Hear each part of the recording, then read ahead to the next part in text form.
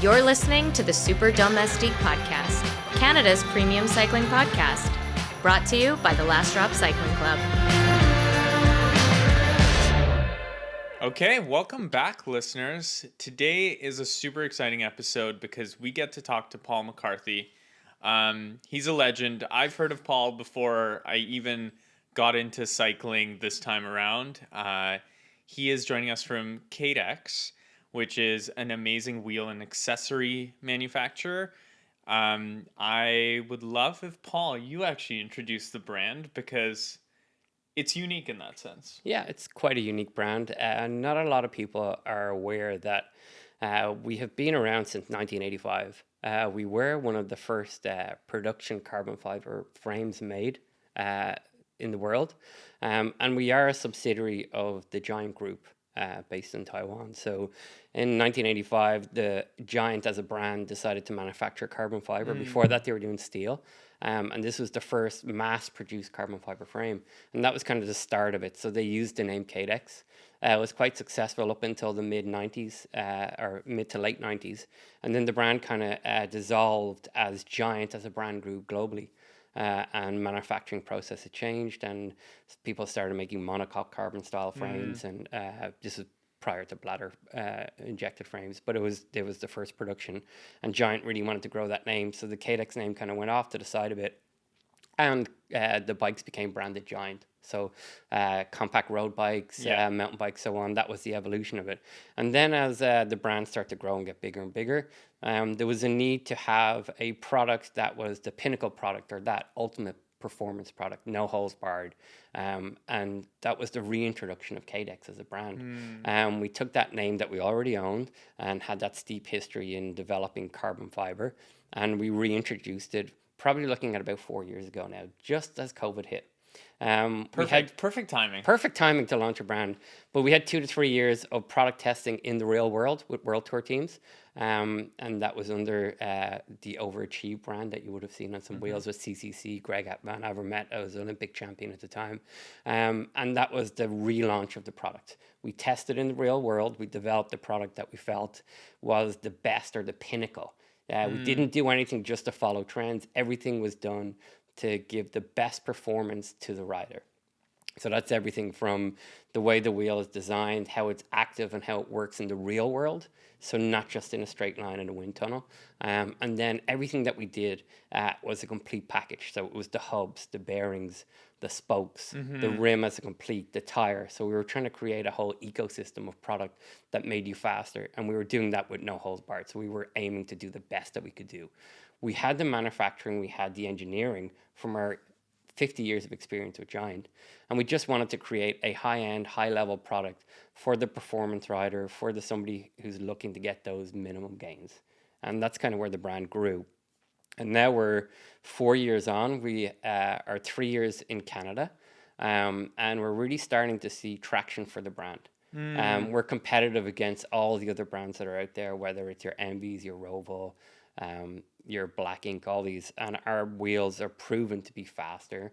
They're proven to be more aerodynamic, and it's just a real stepping stone for us to grow this as a brand separate from Giant, and it's been quite successful for us here. Yeah, so maybe I'll also take a step back. I really, first of all, want to get your thoughts on not all carbon is made equally, so maybe we'll dive into that a bit later. But yeah, I think putting the Cadex wheels on my bike for the first time, we tested them, I think last year. Yeah. You brought a bunch of wheels. The club got to test them. Yeah, I was quite blown away, and in an odd way, because I'll be very honest with you, Paul, and I love your thoughts on this in the market.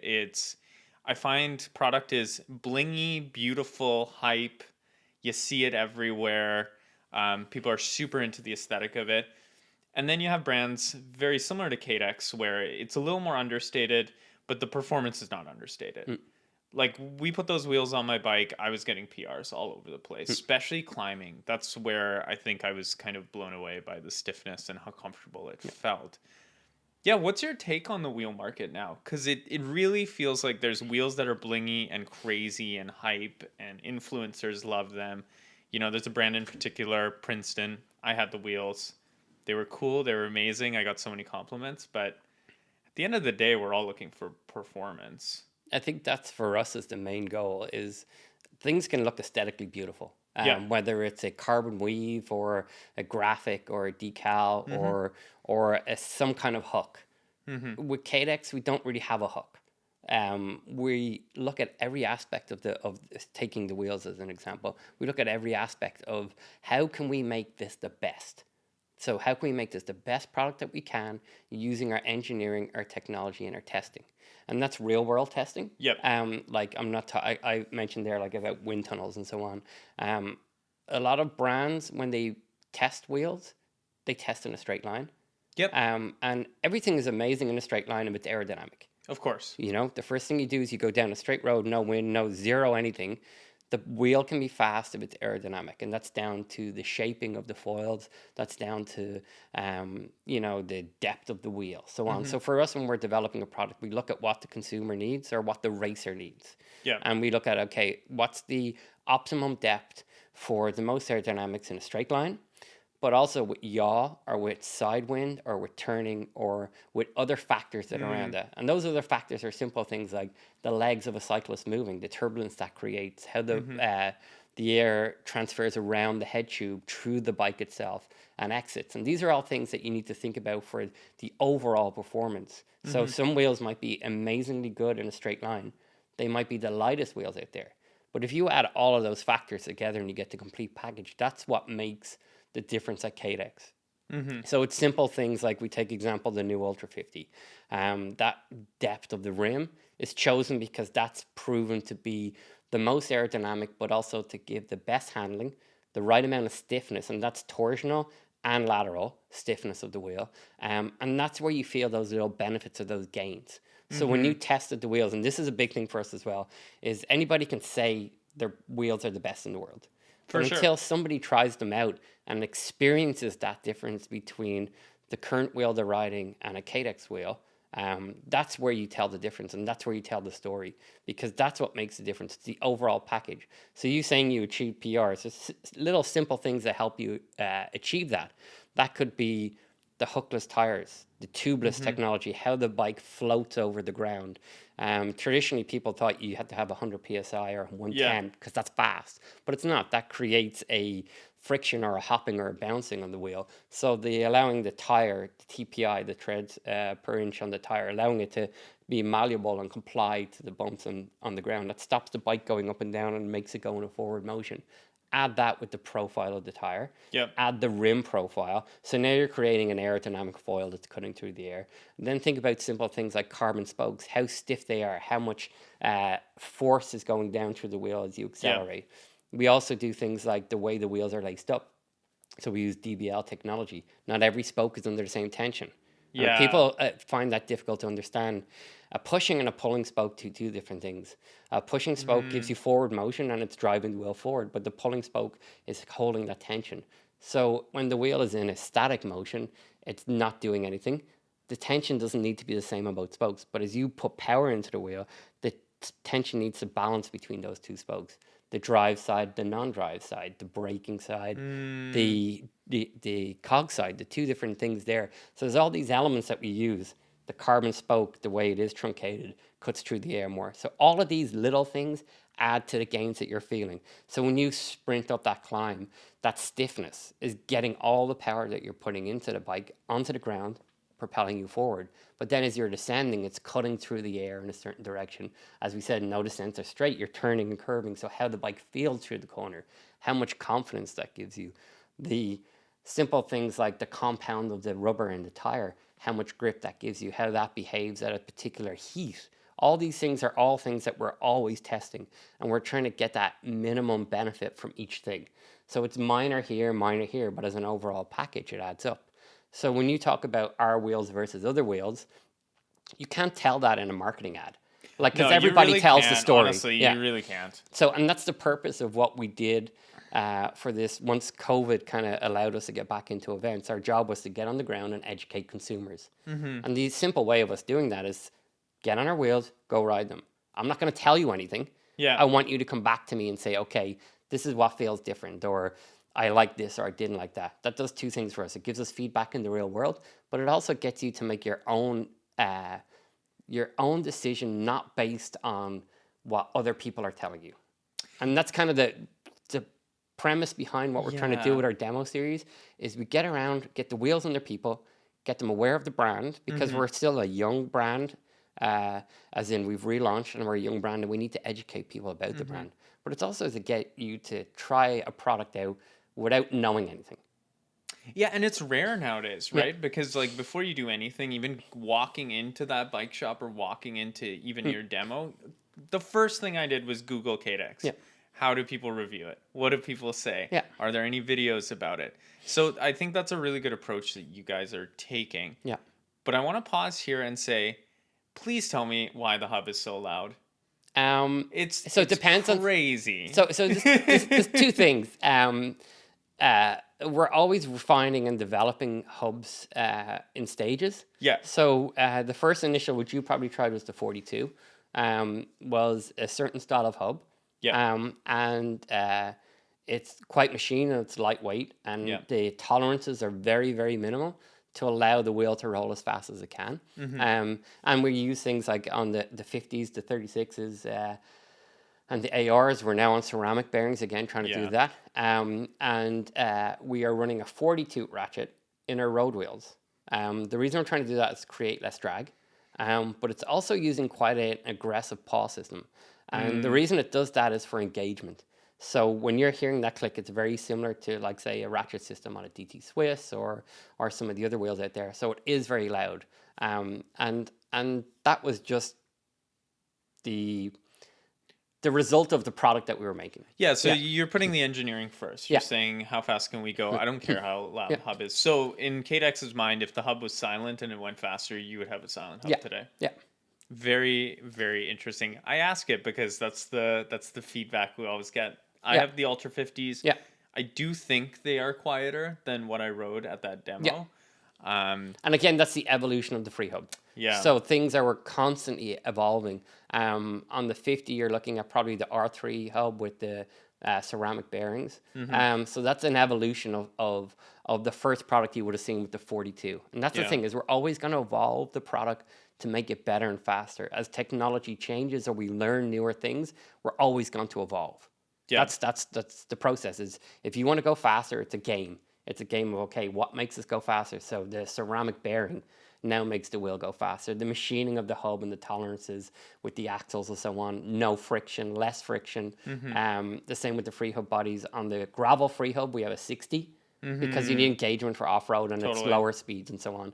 The 40, you're up to speed, so you just want those engagements for sprinting, climbing and so on. So there is difference, and we'll probably see an evolution as we get further into this process of things changing. You know, the silent hub is great for sneaking up on your friends. Oh, totally. But the ratchet system helps you pedal, because you have to pedal, because otherwise they'll hear you coming. Well, so. I think just like in another podcast we had, another justification is it's louder because it's safer. So you know what? Yeah. That's what I say to justify my wheels. No. Other people look at you then? Yeah. And then you look cooler? No. Well, yeah, it was such a big transition to have a hub that sounded like that, but it sounds amazing. It sounds badass. There's no doubt about it. And that's the difference between a ratchet style system. Yeah. Like when you think about ratchet, what it's doing, it's like it's rubbing metal against metal and it's clicking every time. Like it's hitting a step and engaging that tooth. So that's the difference between a silent style, which could be spring loaded or whatever. There's different brands out there doing different things. So for listeners out there, your wheels are with, if I'm not mistaken, Pro Peloton runs them, Giant Bike Exchange. That's the so we have it's now called Team Jayco Alula. Okay. And that's a men and women's team. Amazing. Which is amazing for us. And then we have Live Tech Find. Which is our own team. So that's us, our first two forays into the World Tour. We were with CCC when they started. And we're always looking at moving into other World Tour teams. We have some continental teams as well. Kern Pharma, which is a Spanish-based team. That is technically a feeder team. We see a lot of riders progressing through that through that program and then moving on to World Tour. But they are one of the teams that we sponsor in the continental side. Amazing. Before we jump into Paul as a person, one last technical question, because I'm loving this right now. I'm finding out about the product I own and why people should look at Cadex. But tell me about Hookless. People are scared out there. I'll be very honest with you. People are like, oh God, Hookless, is it going to explode? Is my wheel going to have these issues? Okay, yeah. Am I going to break my fingers trying to put this tire on? Let's go back 5 years. Let's go back 5 years. But you know what I'm saying, right? You've probably heard this before, This is why when we just as an example, when we did our demo event with you guys and we asked these questions in advance, how much do you weigh and so on, and we set the tire pressures. Sometimes we're afraid to tell riders how low their tire pressure is. Yeah. Because they're shocked. They're shocked that they're running 62 psi. They're shocked that they're running 58 psi. And they're like, no, that doesn't work. You can't do that. The tire will come off the rim. But if we go back 5 years, and we saw this in the World Tour, and we're now seeing it now, it's an evolution. In the World Tour, everybody runs tubular. That was the goal. Yeah, like everybody so tubular is you glue the tire onto the rim. And, So there's no hook. There's nothing. It's just a curved surface. And as a person who rode tubulars for many years as a cyclocross racer, it's a technique, it's a process, but it's also a moment where you are putting all your faith in the wheel and tire staying together. If a tubular comes off the rim, it's game over. Like if you're on the road at 60 km an hour, you're going down. You know, the tire has nowhere to go. Same, but that's where the World Tour riders and the pro riders didn't evolve into tubeless, because that's where I'm going with this. 5 years ago, tubeless was a huge thing. People were completely against it. It's been in mountain bikes for 10, 12, 14 years. Totally. It's been in other sports, other cycling sports for years with no issue. So the World Tour guys are just stuck in their ways, and it took a lot to change that. Now we're seeing full, complete teams using tubeless. You know, I'm not going to mention who those teams are, but there's probably like 3 to 4 of the teams at World Tour level now out of the 17 or 18 that are completely on tubeless tires. It's easier for the mechanics. It's less work gluing tires. It has the ability to change pretty quick. But World Tour guys are amazing at gluing tires. It's a art to watch. But we're now seeing that mindset change. Yeah. Triathlon. We're seeing people using tubeless instead of tubular. Just because of the point of view, if you get a puncture out in the middle of an Ironman in Kona, like pulling a tubular off the rim is a nightmare. You say it so lightly, but like for triathletes to be transitioning to tubeless from riding the ultra thin latex tubes, it's like, that's crazy talk. Yeah, and it's crazy talk because they are the guys that the 0.11% makes a difference. And that's where Cadex has become hugely popular in triathlon, right? Because the guys that we're working with, the 2 best guys in the world, look at everything. There's a reason they're on these bikes and these wheels, because they know they can get that 1% better than everybody else. And that's why we partner with Christian, because that's the way his team works. They look at the fine things of everything. They help develop that bike from scratch to what it is now. And now we're at the stage where pro riders are coming to us and saying, I want that bike. I want to be on that bike for next year. I want to be on that bike. I want to be on those wheels. And that's because there's that no holds barred. It's where going for the best that we can go for. So then hookless is the next logical step. If you're tubeless already, hookless is... So people think hookless, there's no hook. Yeah. But it's using pressure, and it's allowing you to have a better contact patch on the inside of the rim. So in your traditional hooked rim, you have this, and the tire gets in and it pulls up. But the hookless allows you to have a flatter surface. It allows you to have a stronger wheel because it's a one piece of carbon. You're not creating that hook. So it gives you a stronger wheel. It also changes the shaping of the interior of the rim. So I should do it like this, but the interior of the rim. So it's a flatter surface. It allows to give you more space. So on our wheels, ballpark around 22.4, depending on the wheel. But it allows the wheel and tire to have that better shape. And that's where you get the compliancy. That's where you get the cornering speed. That's where you get the grip. So it's an evolution of the tubeless wheel. It's just a new way of doing it. We're not the only guys doing this. No, you're not. But I'm just saying, like, people have that connotation, like, oh, I don't want to buy a hookless wheel. That's like... So nothing to be afraid of at the end of the day. No. So and when you think about it, we're now seeing, and this will be evident next year. Yeah. Tire brands are all going to have hookless. Hookless. Yeah. We've seen it with Vittoria. We've seen it with Continental now with the newer ones. And that for us was a big thing at the beginning, is us and Envy were the only guys doing hookless technology. So that was your tire choice. You had Envy or you had Cadex. Now you got Schwalbe, you got Continental, you got Vittoria. And a few other brands now, smaller brands that are now making, like Maxxis and so on, are now making a hookless style tire. In 2 years, this won't be a conversation. Well, I look forward to having a conversation about what's coming up next then in 2 years, hey? I don't know, but it's always evolving. That's the thing. No, absolutely. Yeah. But okay, so tell me about your journey in cycling, Paul, because as I mentioned at the start, I knew of you before, really diving deep over the last 3 or 4 years back into cycling. I knew you from Steed. Yeah. You worked at Steed Cycle. So what was your transition into cycling in general? So you started at the shop level, or it was before that? So way before that. I'm from Ireland, so I lived in Europe most of my life. And cycling, quite a unique story. So I live in a city that wasn't predominantly known for cycling. And what city is that? Dublin. Dublin. Okay, yeah. And as a small child, a particular person that lived probably 150 meters from my house became a cyclist. Okay. And he became quite a successful cyclist. And he evolved through the Irish scene, evolved into Europe, went racing in France. And that cyclist became Stephen Roach. And Stephen Roach won the World Championships, won the Tour de France, and it was an exciting time in the 80s for Irish people. Lucky you. Yeah. So this guy lived literally meters from my house, and it was a huge it was a huge honor to like when he returned. Like he came into the area, there was streets named after him and everything. But that was a huge thing for me as a 7-8-year-old who was like, it was the BMX era at the time. And every kid on the street rode a BMX, but he rode a road bike. And he was faster, and you'd see him riding and so on. And that basically evolved into me wanting to be a cyclist. So I initially started with road cycling at probably like 9-10 years of age, and wasn't very good at it. As in Why do you say that? because you're a kid and you don't know what you're doing. Yeah, you're just riding a play. bicycle. Yeah. But I started it with a local road team, and we would ride every Saturday morning. And at say 12, 13 years of age, I was going off with fully grown men doing 80, 90K rides, and coming home with no food, not an idea of what I'm doing. Outstanding. And out for 5-6 hours on a bike. But that kind of builds you into that. And it's quite unique when I came to Vancouver, and I didn't have that mentality.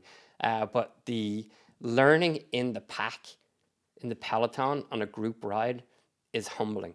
You know, as a young person or a new recruit into that group ride, you don't go to the front of the pack.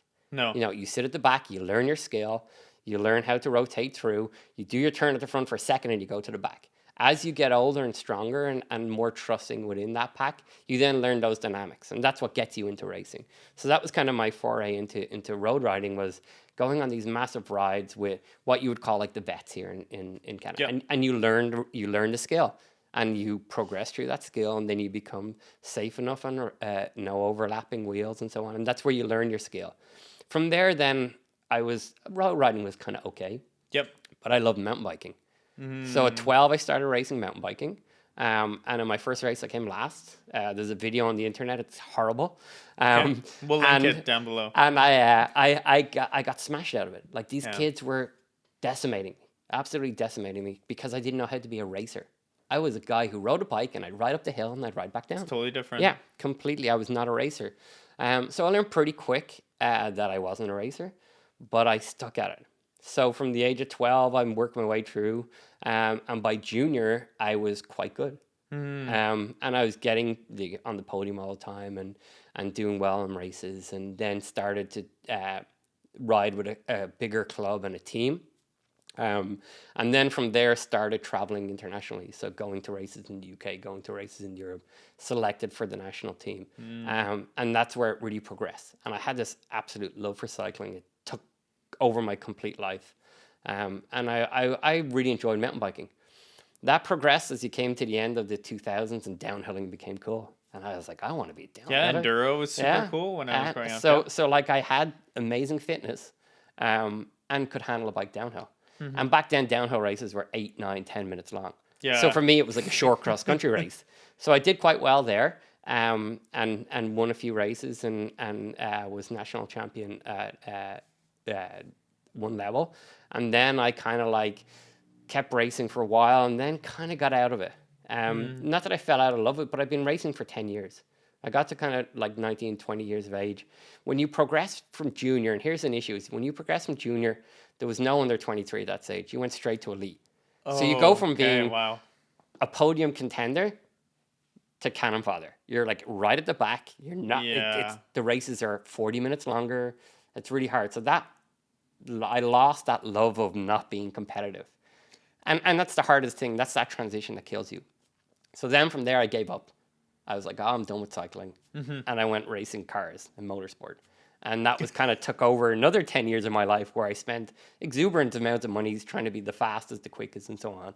And had success in that and really loved that. Yeah. And then kind of, again, as I started to run out of money, it was the economic downturn in Ireland at the time. And I was finding it hard to find work in Ireland. So I then progressed to working all over the world. And then ran out of that love for racing because I couldn't afford it anymore. And then probably like in my late 20s, early 30s, I got back into cycling. I had a bunch of friends who got back into cycling again. We're like, oh, remember we used to do that? And we did this 200-mile race. And this was the first foray back. That's how you got back into cycling, a 200-mile race. 200-mile race. Okay, perfect. So this is like it's a really renowned race. It's a huge amount of elevation. And we trained for 6 months. Now, these are guys who partied 6 nights a week. Yeah. Like, were, not looking after their bodies. We're doing things that maybe weren't good for their bodies. And we all just got together as a group and said, okay, let's do this ride. We can do this. And one friend had ran a marathon and he was like, oh yeah, I can do this. So we came together as a group. We did this 200-mile race. Yeah. It started in this like beautiful seaside town. Sun was shining.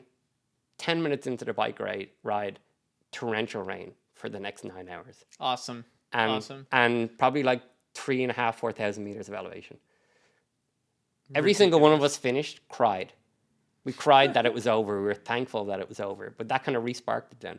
Yeah. We got back into mountain biking and so on. A lot of things changed. I moved to Canada 11 years ago. And just before I moved to Canada, I was heavily into biking. I'd lost 50 pounds. So I had put on a lot of weight and then I had lost that all again. Became pretty active. Moved here because the North Shore. That's the easiest way to describe it. We were going to move somewhere in Canada. It has that and effect, the North Shore was like, oh my God, I want to go ride there. So I moved here. And at the time I was working for TED Talks, which is like a world-renowned convention. And I really got back into mountain biking here. When I arrived, my friends brought me on a bike ride. I came from Europe, so I had a hardtail, no dropper post, 4-inch fork, and they brought me to the top of 7 Secret. Oh, God. And they said, I'll see you at the bottom. Yeah. And I didn't even put my seat down. So 100 meters into the trail, I've had 4 crashes. Like, my legs are black and blue. And I get to the bottom, and my friends are like, oh, that's amazing, isn't it? I was like, no, that's horrible. And I went home to my wife, and I said, we've made the biggest mistake of our life. This place is too hard to ride. But then I eventually just kept riding. That's what you said to your wife? Yeah. You're like, we moved here. It's a mistake. Yeah. It's too hard to ride. Yeah.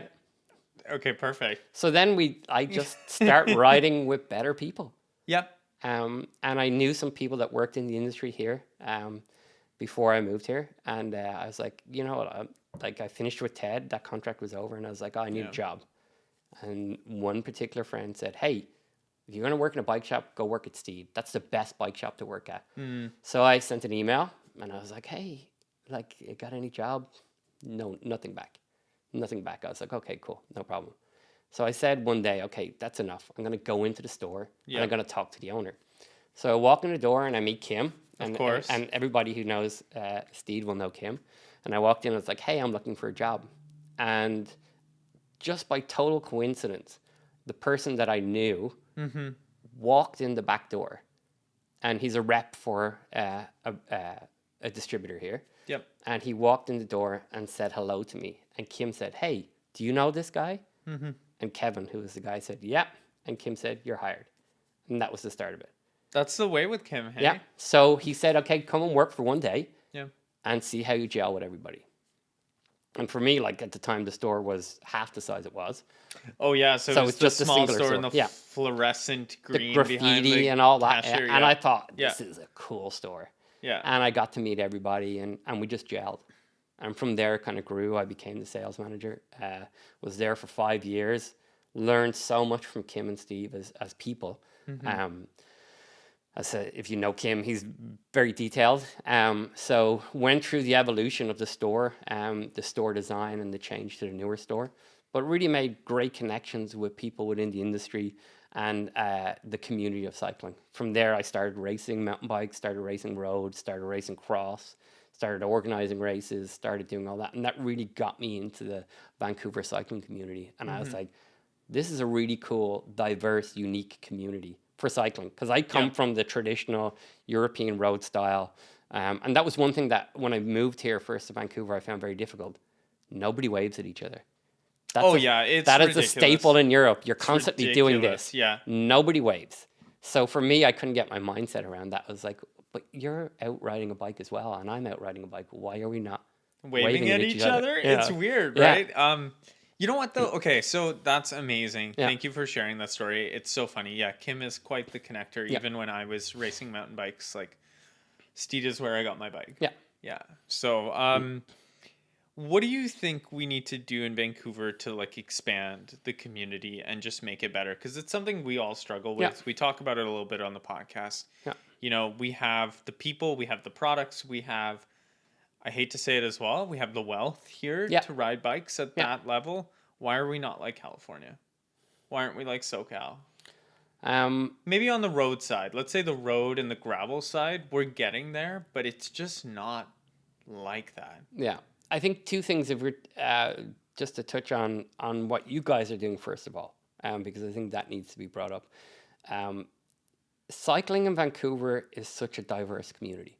Yeah. There's all walks of life, all cultures, all levels of wealth, but they all have one thing in common, and that's biking. But also, it's very difficult to get into biking in Vancouver.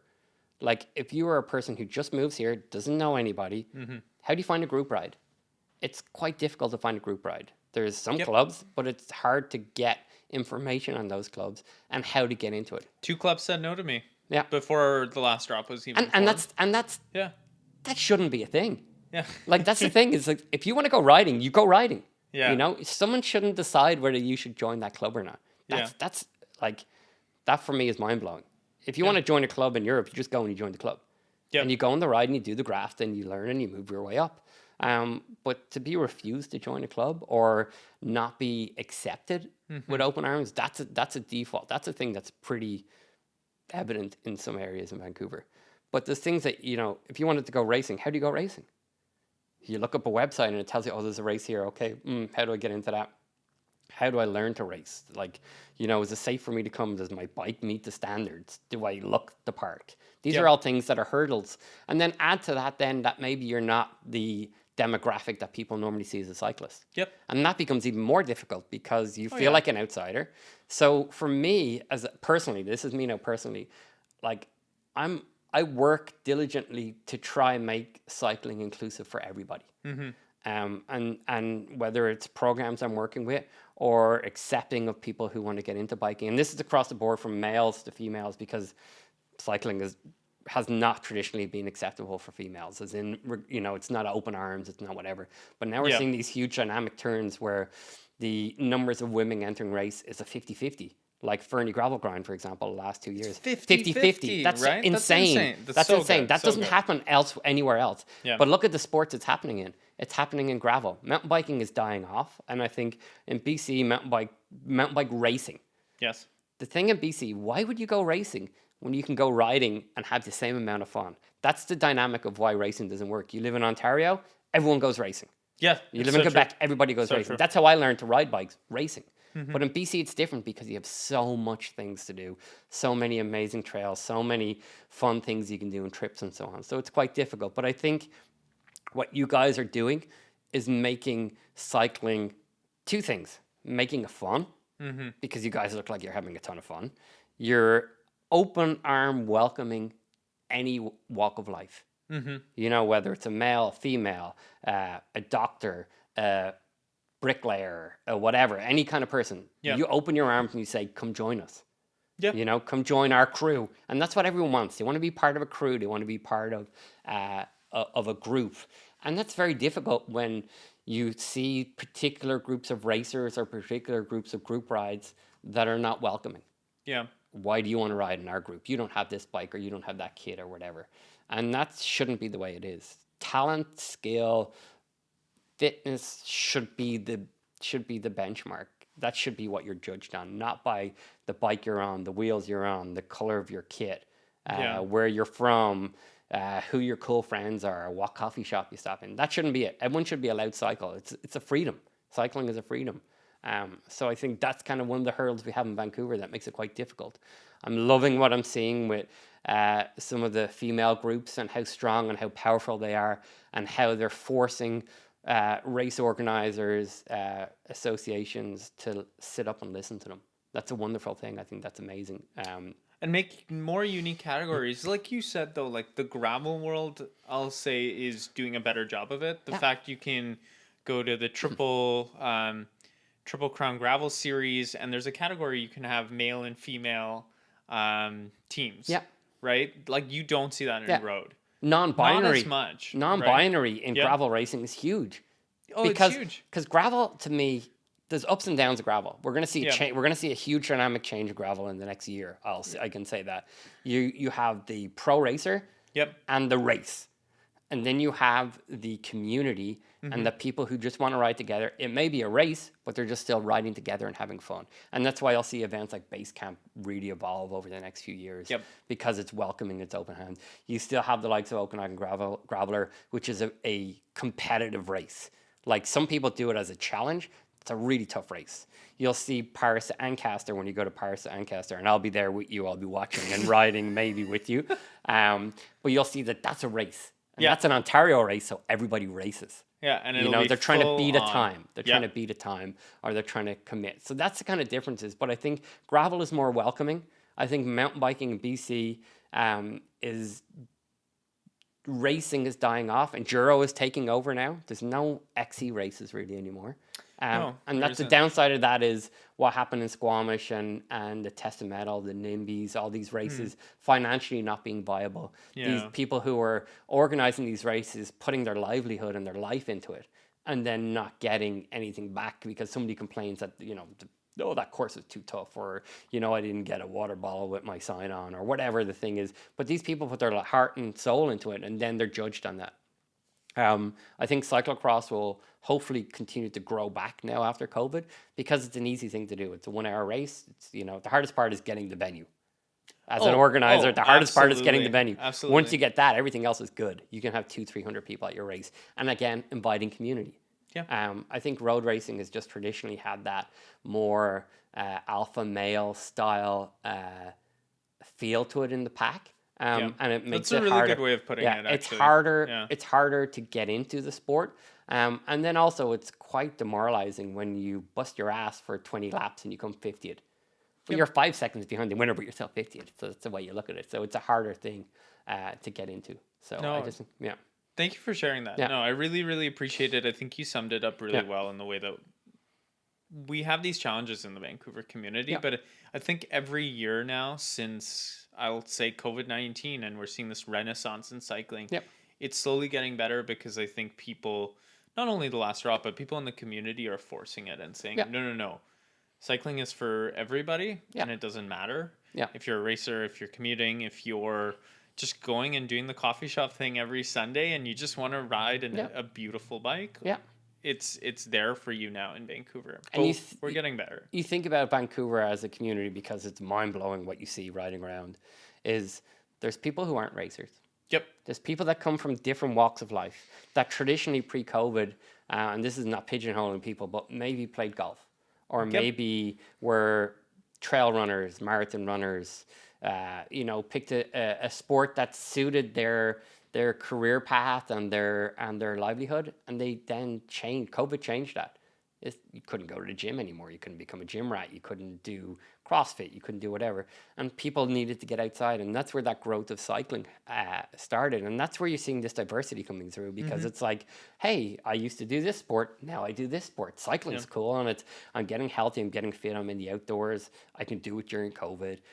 So I think that was where we see the growth. And that's what's brought the diversity in. I think there is elements of that need to be harvested better, as in from a point of view of education of how you ride on the road, how you treat other cyclists. If you go racing, learning those skill sets to get to racing. Don't just jump in a Cat 4 group and expect it to be easy. No, know your Vancouver. know your place in the pack, know how to corner, know how to brake, know tactics. That's the key thing. I've raced against groups or teams of riders where on a Tuesday night they would have 10 guys in the pack and they're racing against each other.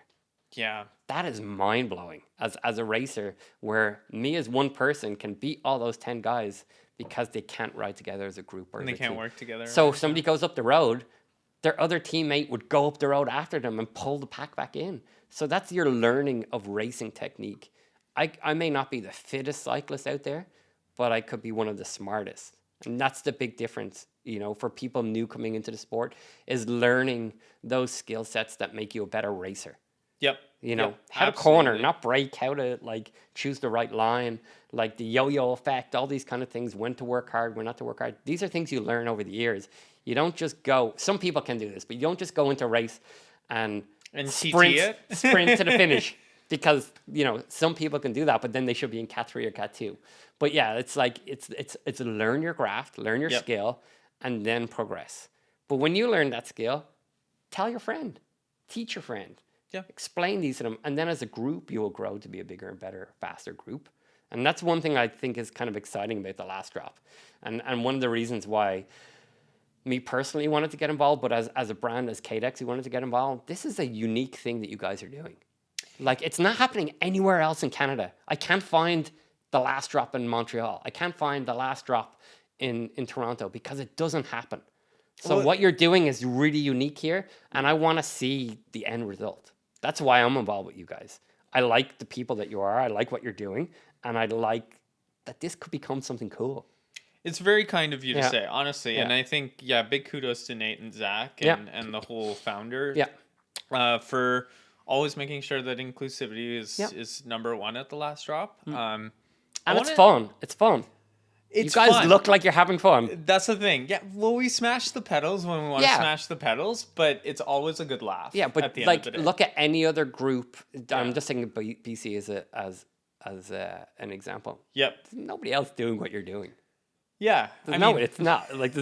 You don't see X race team, fist pumping each other or pushing each other on the climber fun. It's too serious. Yeah. Have fun while you're doing it. I think that's, if there's one intimidation factor with the last drop, it's everyone's laughing and crying at the same time. Yeah. So it's good. Yeah.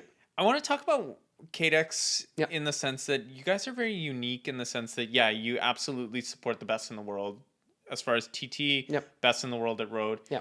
Why are some of your, I'll say, ambassadors and the people that you support, they're amazing human beings, but they're not pros? And I think that's unique about CADEX in that sense. I think of Duke, right? Yeah. He's a star in the cycling world. He does all the advertising for Rafa, I believe, for you guys. Yeah. But at the end of the day, he's not a professional cyclist, and you guys support him and give him those opportunities. What's the rationale there with CADEX? Because it's unique. Okay, there's two types of people in the world. Right. There's the pro racer. Yeah. The pro racer, and there's everyone else. Everybody does look up to the pro racer, but I'm never going to be that pro racer. Yeah. Who do I look up to? I look up to the cool person in my community. I look up to the person who's forging a different path or whatever. And at CADEX, that's what we do. So we look at the pro racer, but then you also have to look at the market. The market that we're trying to hit. It's a unique person. It's somebody who wants the best performance, who has that ability to buy a product that is high end and also is aspirational. So when you look at the people within that community that are good, like take Duke as an example, like mental health is a massive thing for him, and the dark paths he's gone down. Before he was with CADEX, I was aware of who he was because of those stories. That Rafa story is like mind blowing. Like absolutely. it's like it's a horrible story to live through, but it's made him a better person. You look at say like closer to home, like Spain Tuft. That's an example. Why did we want to work with Spain Tuft? For me personally, he's a badass. He's a hero. He's a badass. He is the super domestique. Yeah. He is the guy that went out there, sits on the front, is an absolute beast, but also doesn't come from the regular channels that a cyclist came from. You know, he forged his own way. He's a very credible cyclist with a huge amount of knowledge. And that for us as CADEX as a brand, number one, the ambassador part of it is amazing. People, you say, oh, who's the hardest cyclist in Canada? And Spain Tuft is the first top of the list. You know, it's the guy that you go at like, oh, he's the guy.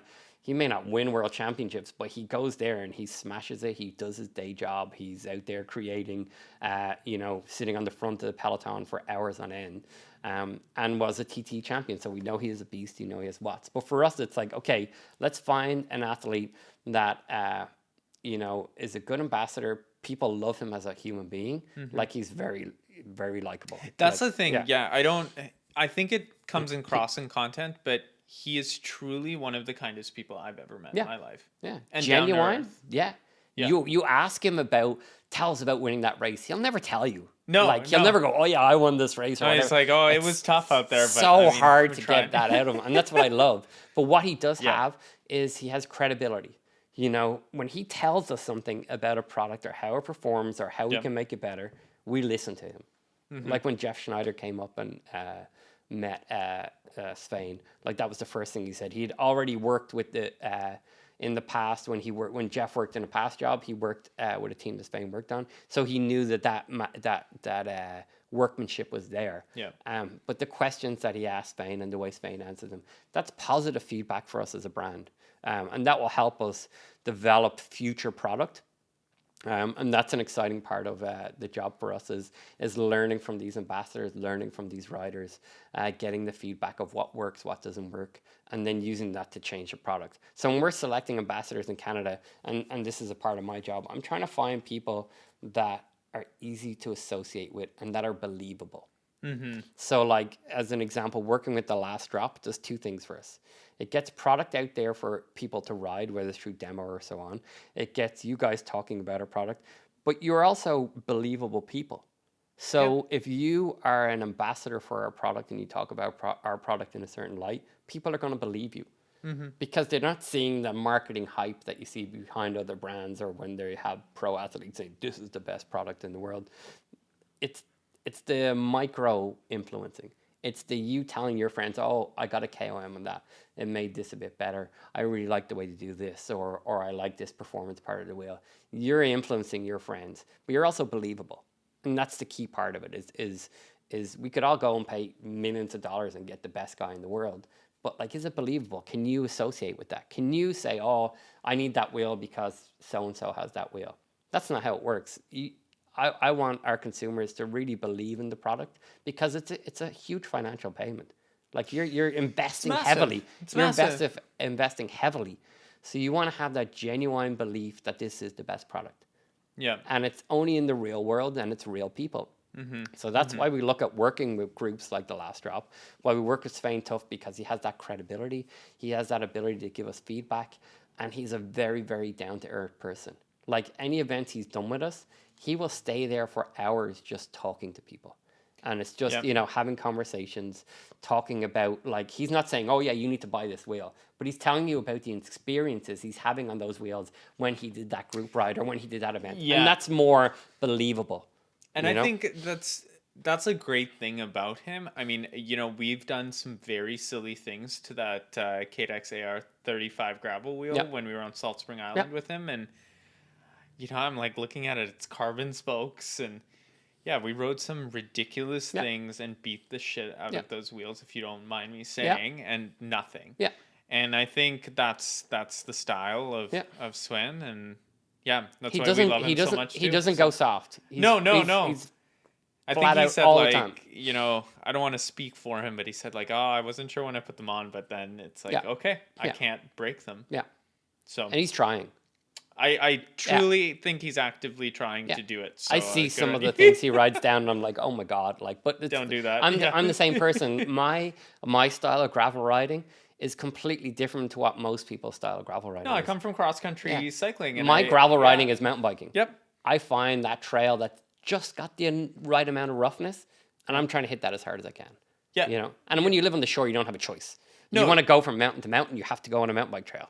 Yeah, You know, absolutely. yeah. Absolutely. I've done stupid things like Yeah. go up from on a gravel bike and these guys are on enduro bikes and they're looking at me like The a weirdo, hardest thing, so. like as that as an example, as a local ride, people think that's a great elevation ride. It's like it's probably like 10, 11, 12 kilometers. The hardest part of that ride is coming down. Yep. Yeah. Absolutely Yeah. it is. On a gravel bike. No, on a gravel bike. Yeah. But hey, you know what though? We Yep. got to use them. Yeah. Producers always make these questions. We have a little bit of time. Yep. I'm going to pick something funny. Yeah. And yeah. Okay. Cadex is a premium brand, right? What is the advice you give to people, and even your personal advice, Paul, when you walk into a bike shop and you want to do the upgrade on your wheels? Yeah. Or you want to upgrade the handlebars or the seat posts or whatever. Yeah. What's the mindset you take? Do you spend the money? I'm not a pro. I'm out there and just have the best product and know that it'll hold its value and you can offload it later? Or are you a little more pragmatic now in the industry? Because it seems like everything people are producing, it's fantastic product at the end of the day. Yeah, the evolution of how product is made right now is great. We're in a really great place. Like there's no really, really bad product. Yeah. But those minor differences do make the difference. Yeah. You know, it's how the carbon layout's done, or how the wheel is laced, or how the hub is done. All those things, they are what makes the minor differences. The one thing I'll say is making an investment. As a cyclist, I always look at this as I'm investing in myself. So if I put the money into a $8,000-$10,000 bike, I think of the miles per mile. That's for me is the big thing. I go, okay, right. I'm investing in this. I don't have any other things that I'm into, as in like I don't go drinking, I don't go partying, I don't do drugs. My money, that's my high. That's my only thing. for 200-mile events, right? Right, yeah, Paul? never again. In the rain. Yeah. But yeah, it's like that's my high. Yeah. That's my Yeah, high. yeah. It's like so that's not investing in me. It's the mental health benefits of that. Yeah. The ability to allow you to restart your life when it's in difficult times or you're coming up with struggles. That's the grounding thing. That's the thing that gets you. But if we talk about product, wheels make you go faster. Yep. You could they have do. a cool bike, but wheels make you go faster. So that's where I invest in things that give you an overall better feel. Yep. So that would be me. But I think going into a bike shop and buying a set of wheels, you have to do your research. Yep. You know, just because it's $2,000 cheaper doesn't mean it's the better option. Sometimes you have to spend money to get those little fine details of those benefits. But it's always about doing your research. That's why I love the demo program, is that it allows people to try the product and then they can make their own decision. Yeah. I'm not going to influence them that way. I'm like, try the product, then you make the decision. I'm never going to do a hard sell to somebody. I know our product's really good. Yeah, I just they need to get you on the go out wheel. there. Yeah, I just need to get you exactly. on the wheel. Yeah, that's the difference. Yeah. I think the best thing that when I recently purchased a bike, or not recently, the first real road bike I ever bought, they didn't ask me like how fast do you want to go or how much are you wanting to spend. They asked me which of these bikes gets you excited at waking up at 5 a.m. to ride it. And like Yeah. I think at the end of the day, for us as these pretend pros or weekend warriors or whatever you call us, you got to be excited to get on that bike after a 40-hour work week, and then you're waking up at 5 a.m. to ride with your friends on a Saturday. Yeah. You better be excited to Yeah, ride your bike. exactly. Yeah. But you also deserve that. You deserve that bike because you've worked Thank hard. you. Yeah. Thank you. My wife's Yeah. there. So Yeah. you That's why heard I that, said it. right? That's I it. deserve No, this. but that's your thing. That's your thing. No, it is. It So is. You're totally for right. me, Yeah. so for me in life, just general. Yeah. Like as a purpose for me, I work to allow me to do the things that I love. Yes. Like I love my job. Yep. But as a point of view of like you work those 40 hours, those 50 Yeah. hours to allow you to have the money to fulfill that life that you want. Yep. So that's where making these investments or buying these bikes or all that. You're doing that for the part of your life that you love, not the hard work you're doing. Yeah. The hard work is the result of it. Facilitates it. Exactly. Right? Yeah. So that's where you're investing in yourself. And that's where I think like making decisions on bikes and product and so on is based on that. What's going to give you the most enjoyment?